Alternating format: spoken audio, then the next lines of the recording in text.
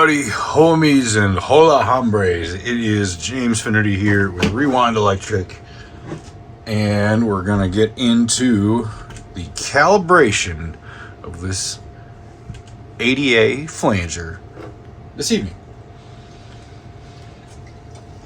So, if you watched the last episode on this flanger, we did a recap of some failing electrolytics, and perhaps one or two that were just fine, but we did it for the sake of it anyway.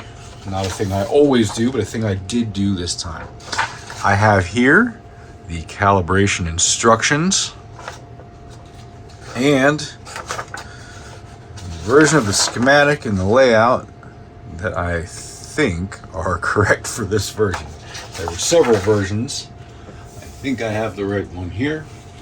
We will find out. Okay. I'm also on 2 cameras today, so we're going to see how that's going to work out. Last time I did a calibration, it didn't work out so good. Moving the camera back and forth, things were getting blurry and forgotten, and there was just nothing good. So I'm going to try and do this way, see if we keep a permanent camera on the signal generator and the oscilloscope here. And I'm realizing that I had better lock the focus on this right there. Maybe I should do the same right here on this one. Okay. And yeah, let's get cracking. So one thing that's unfortunate about this flanger is that all of the adjustment controls are on the other side of this board, so you can't really do anything from this side. So I'm gonna have to take the board out, have it hanging here with this live AC, and plug it in and turn it on, and then also stick my fingers in here and be adjusting stuff while it's on and plugged in and live, etc. So yeah, bummer, but what you gonna do? Okay. The cool thing is once we're done with this, I'll probably be done with it for my lifetime. I mean, I don't anticipate needing to get inside here ever again. So that'll be nice. You know what? In fact, it's safe to say that whether I get inside here and it shocks me and kills me or not, it will be the last time I ever have to go inside this for the rest of my life. So, yeah, upside, right? Okay, positive thinking.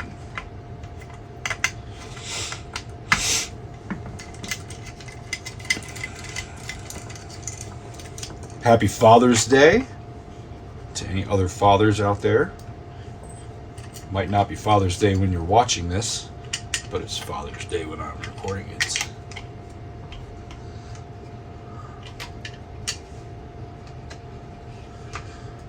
Okay, let's get this guy out of here.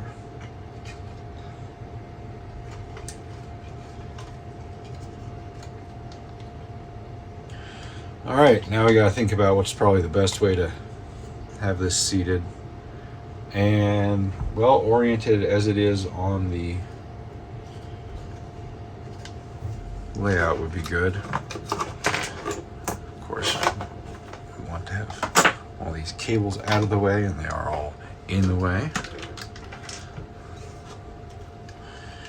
We're gonna need something to isolate the board from those jacks.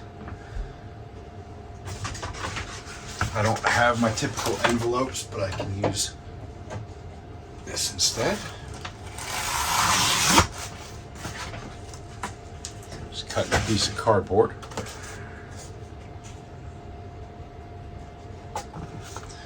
And we're gonna say that about here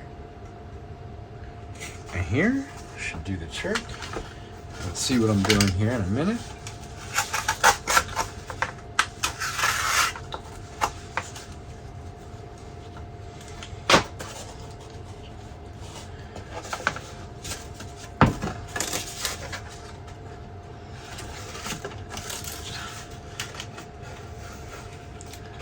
You guys see what I'm doing? You will. There we go. See, I'm just building a little isolation here. between these jacks.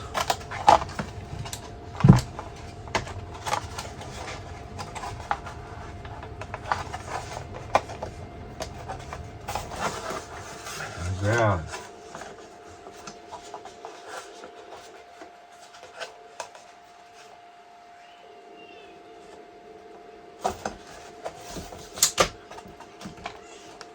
Okay. All right, I should see which one of these is control and one's in out. So we got control out in that order. I'm gonna need to read these labels a lot, I think, so I'm gonna leave it like that. Control out in. All right. Out, we will connect to. Oh, there's children screaming outside. Let's go ahead and read the procedure. See what we're going to do first. First, we're going to measure the power supply. Oh, so I've turned on everything and put the camera on all the meters except the benchtop multimeter, which is over there. You can't see that one. Oh, well, sorry. Pin 3 of IC7 on the regulated supply. Check for 15 volts, plus minus 4%. How much you want to bet it is not within plus minus 4% at 15 volts. I can tell you why, because it's not plugged in. Let's plug it in. And now we're dangerifying everything on the bench. All right, everything will be properly dangerfied. I want to look and see if it calls for a voltage. It doesn't on here. Maybe on the schematic it does. 120. Okay. I would have thought it could be a little less because this is made these in the late 70s and early 80s. You want 120? You got it. As close as I can get. 119.9. As good as it's going to get today. Okay. Pin 3 of IC7. All right. IC7 is... Bring that into view, I think. A little bit. Yeah. There we go. So here's where I'm looking. There's IC6. IC7, it's a power supply, so it's probably a little guy. It's probably this right here. IC7. You can see it on this one. I can move this stuff up so you guys can see the schematic too, I think. So, a little more. Right here. So after the bridge rectifier, there should be a big filter cap. Okay, so I see a bunch of diodes. That's the bridge rectifier. I see a big filter cap. It's that guy, right? Pin 3. Oh, I don't know how to count pins on that. Well, it is the one connected to one leg of the capacitor, but I can't see which leg. I see IC7 there now. I guess I can get to it from this top side. I was going to flip it over and measure at the cap. Now I have to know which way to read these. I mean, the printing is on this side, so I'm going to guess it's 1, 2, 3. That would really be smart. I really hope that's right. We could just have a little snap and a pop right here in the beginning. This could be game over. All right, well, we know ground is going to be here. These probes do a neat little thing. Yeah, they got a nice little sleeve that retracts there. For doing just this kind of stuff, so you can't bump stuff as easily. Okay. Oh, of course, now I can't reach it, but you can sort of half enable it too.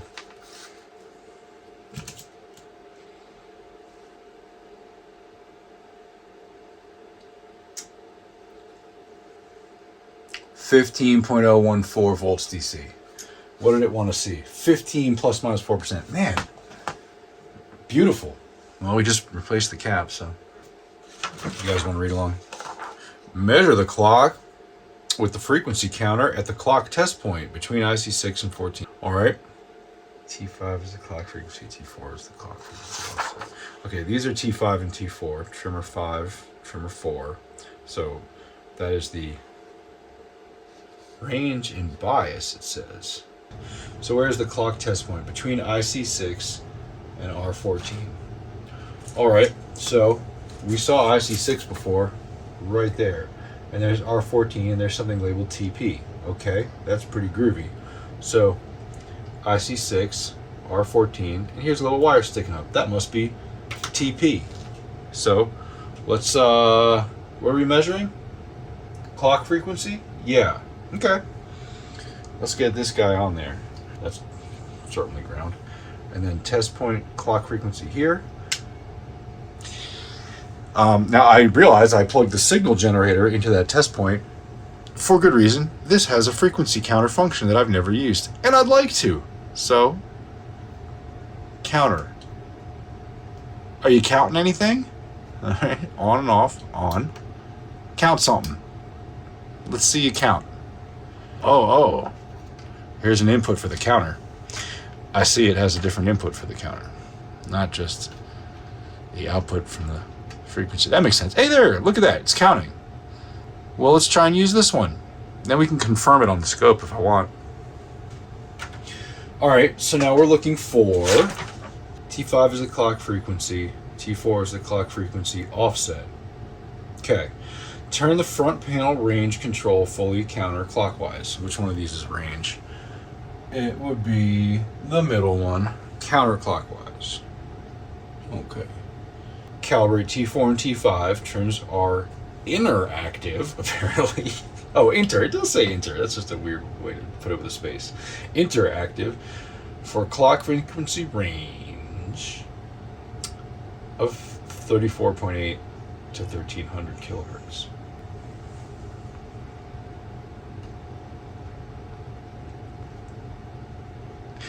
I forgot to do the thing I like to do where I mark where these were, because I know how it sounds now.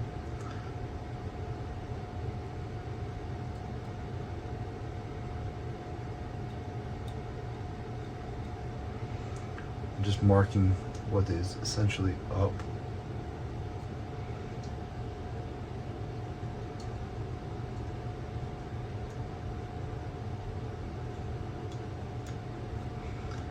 Then gets all of them.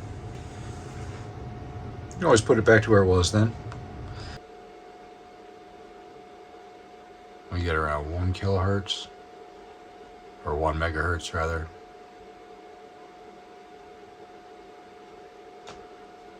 Okay, 900 kilohertz. Down to 56. And that's as slow as it goes. I can't make it slower with this pot. Only faster.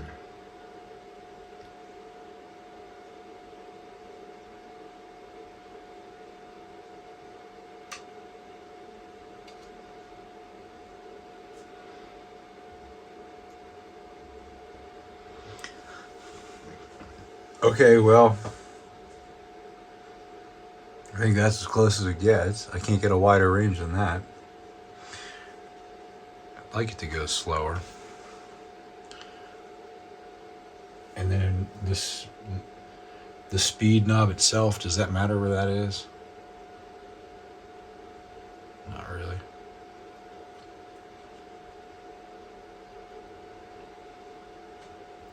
But the range mode does. Guess that's it. That's as good as it's going to get. So 55 kilohertz instead of 34.8. And 1050 kilohertz instead of 1300. Okay, well, we're going to run with it. And maybe calibrating the rest of this will open that up to coming back into line with the instructions a little bit more. That's always possible that these others are going to be interactive too. Calibrate the sweep level trim. After the manual sweep range of 34 has been achieved, not really, turn the range control fully clockwise. Range, third one in, fully clockwise. And speed control fully counterclockwise. Done. Trim T3 for LFO sweep. From 34.8 to 50, so same thing. Note sweep goes, if sweep goes too low, LFO may stall. All right, T3 is the center one here. Yeah. And this wants that same, so I'm looking like 50 to 99 or whatever.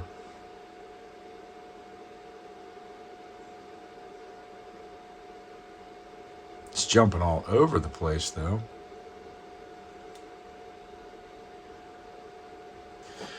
It's going up to, let's see, hopefully about 1 megahertz. 1.6, 7, 8, 9. Okay, it went higher. Now, where's it dropping down to? Should be about 50 something.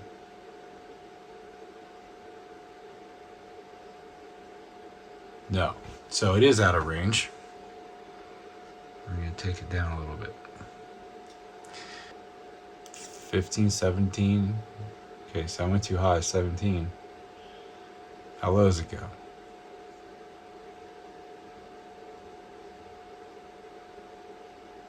68.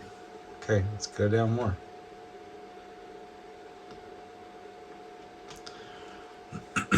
All right. Looking for about 1.4. That's it, 1.4. Will it go down to 30 whatever? What does it want? 34.8. No. Let's take it down a little more. Let's take it down pretty far. Okay, now it looked like it just made it up to 1 megahertz. Now how low will it go?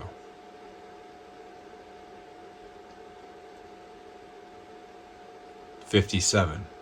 Okay. So this is about the range that matches the other two settings. Okay.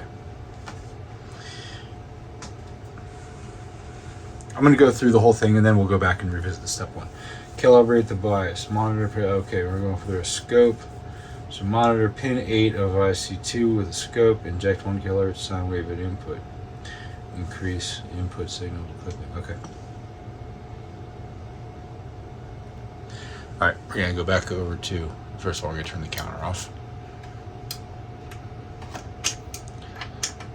Let's go back over to the waveform generator. Is that on? On. Okay. And we want 1 kilohertz sine wave. Okay. Sine wave. 1 kilohertz. Does it say how strong? It doesn't. 5 volts peak to peak. It's a bit strong. Let's see what it does. Monitor pin 8 with a scope. Okay. Scope probe. Pin 8 of what? IC2. All right. IC2. IC2. IC2. 1, 2, 3, 4, 5, 6, 7. So this is pin 8 right here at the bottom.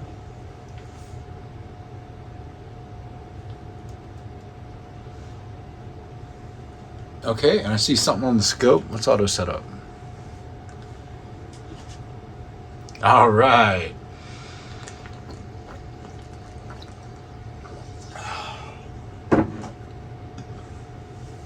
Now, what are we looking for?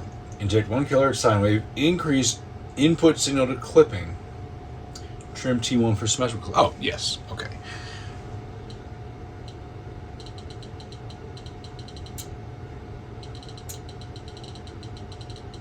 They clip so nice and smooth. See that?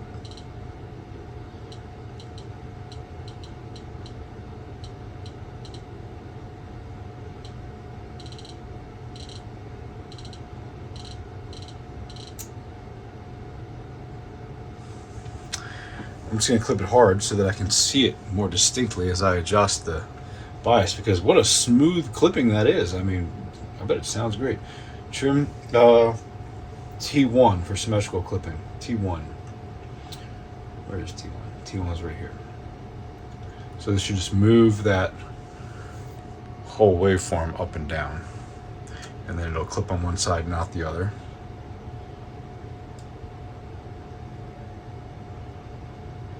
Yeah.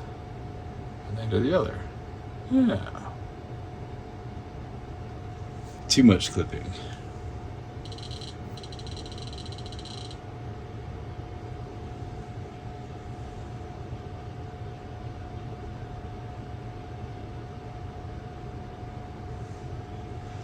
A little more.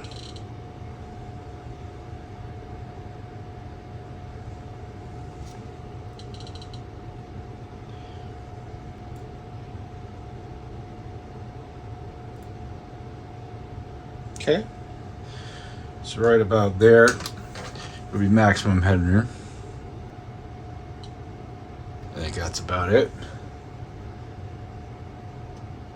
Okay. Trim maximum regeneration trim T2 for near oscillation throughout the sweep range with front panel regeneration full. Okay, front panel regeneration, which would be enhance, full.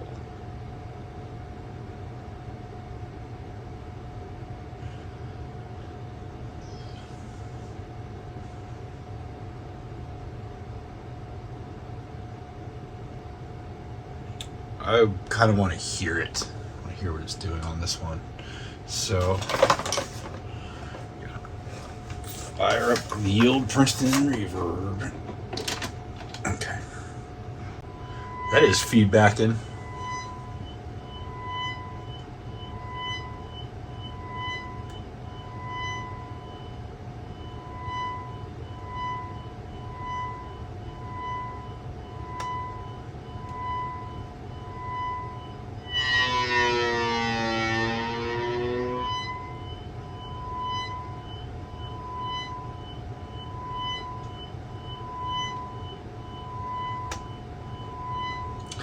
Throughout the entire range of the sweep controls, I said? Sweep range. Sweep is the... Hey, I guess they're talking about speed.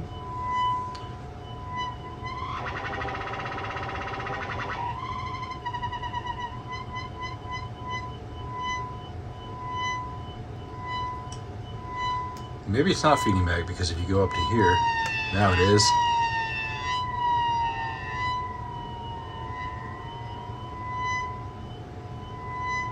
Yeah, I guess that's just what you get when you're extremely flanging a sine wave. All right. The amp's off all the way. Okay, let's just, I think we gotta unplug that to silence that. All right. Now I want to go back and kind of start over on that first one. We'll just use the scope. See if it's faster to read as a frequency counter. We can just turn this off here. Okay. Measure the frequency counter. Turn the front panel range control fully counterclockwise. Counterclockwise. Now, let's use this as a frequency counter. Very clean clock. Now, I want to on measure. There we go. On. All right. Now we're looking at 55 kilohertz, which is about where it was, and it was going up to about 1 megahertz as the manual control is rotating. .07, 55. Can we get that lower than 55? That's kind of my goal here. 34.8 is what it wants. Yeah, this scope is actually much faster than the frequency counter on the waveform generator. That's fine. And this is displaying everything at once too, which actually slows the scope down. You guys see what I'm looking at here? This number, frequency. 34.9, that's pretty dang close. And the sweep range, or the manual range up, and it goes to nowhere near close enough to what it wants. Yeah, 59. Yeah, the range on this is not as wide as it would like it to be per the manual.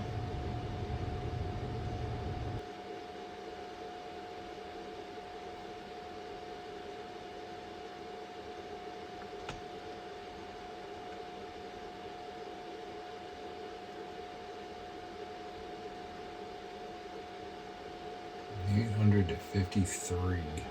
It's not a lot.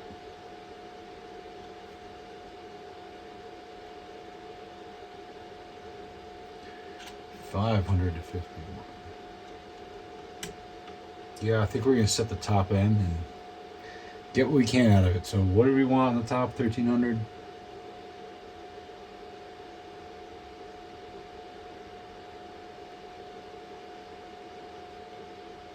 57. And this is turned all the way up. Yeah, that's what it's gonna be.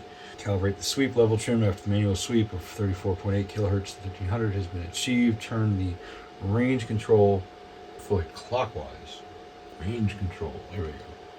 Fully clockwise.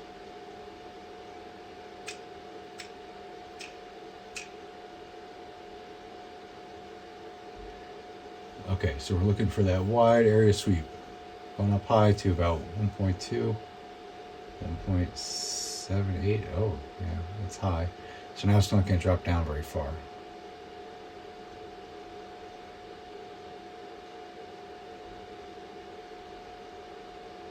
Yeah.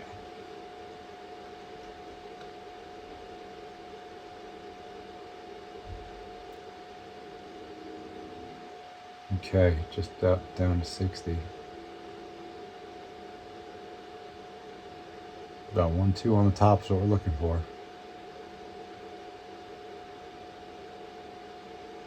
Yeah. All right. Let's watch it one more time, see how low it goes. Yeah, 59. That'll do.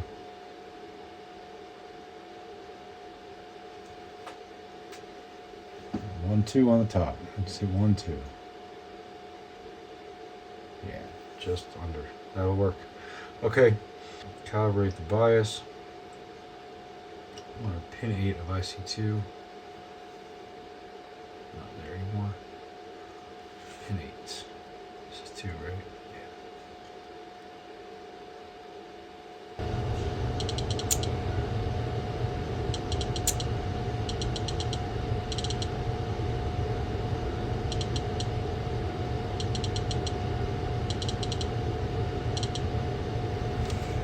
That is clipping symmetrically. Okay, trim maximum regeneration of T2 for near oscillation on 3. We already did that. Not going to mess with that again. We're done. Let's put it back together and give it a listen, right? Let's do that. And first thing we're going to do is shut the power off to the flanger. Okay.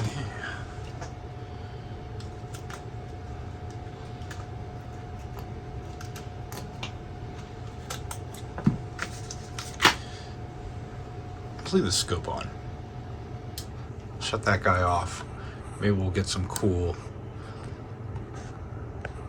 scoping. We'll scope out the guitar sounds. Now let's put this back together for the final time.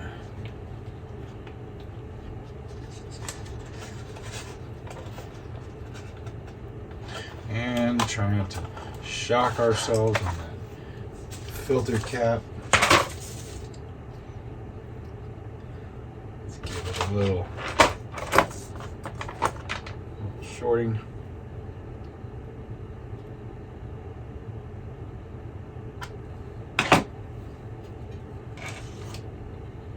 This one has its own little special mini size nut. What if I told you there was another ram's head coming? You're probably thinking you're watching this video out of order. We already saw your new ram's head. No, I mean another one.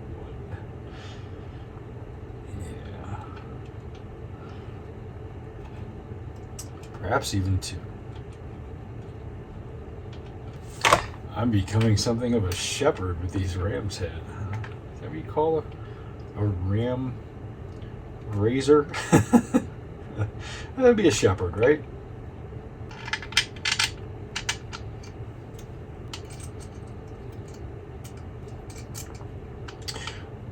I probably should have listened to this before putting it all back together with a guitar. Might have like a terrible range of speed or something. I have to go back in there. And here I am putting the feet on before I've heard it, before I've made sure that knob fits. Feels a little reckless.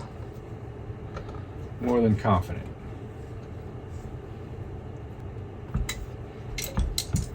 Okay, let's try the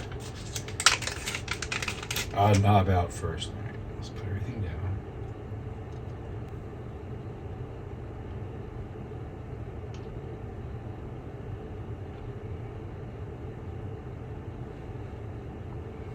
put these on first.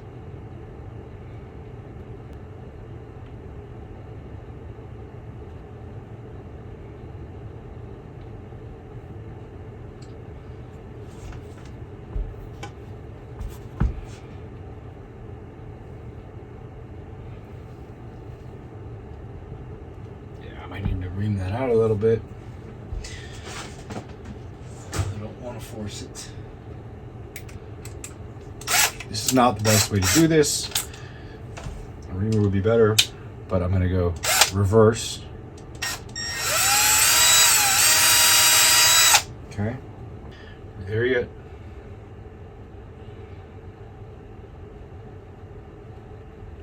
Not quite.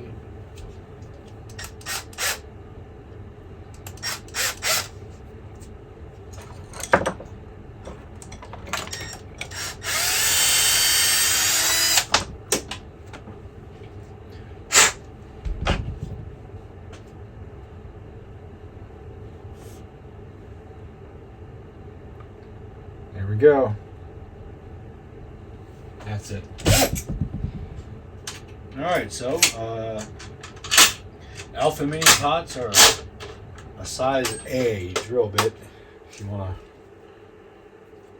to, you have to ream out a knob and fit on one. Okay, and plug in the Princeton reverb. Okay. Yes, should have just left this in there. Clip that on there. Clip that on there.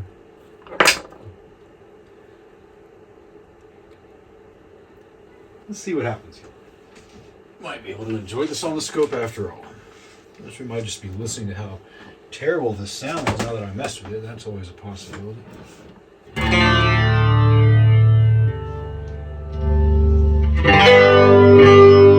Now, let's watch it on the scope if we can.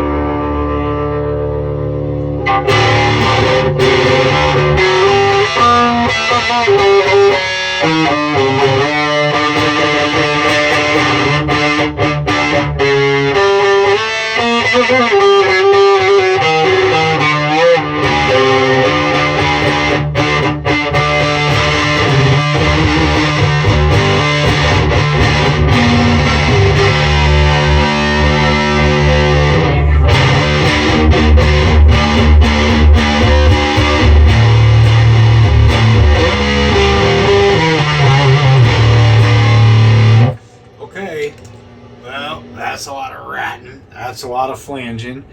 I've had some fun. We've tweaked some knobs. We've adjusted some settings. We've dialed some things in. Let's check the range of speed real quick. One more time. Just to exaggerate it. Here's the slow speed.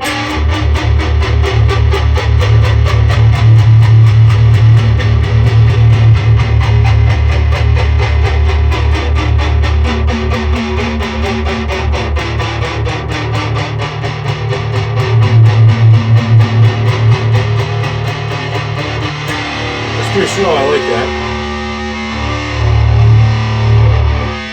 Probably about medium there.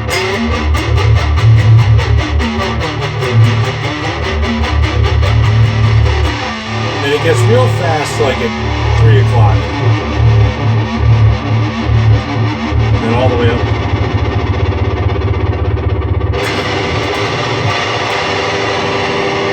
You can use that if you dial everything else right.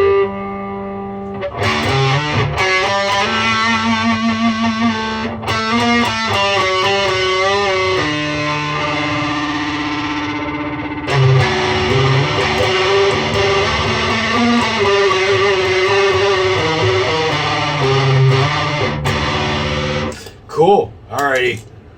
I've had my thrill of rats and flanging for the night. So, guys, thank you so much. I appreciate it. This has been fun. Now I gotta trim this down because it's an hour and a half. But see ya. See ya.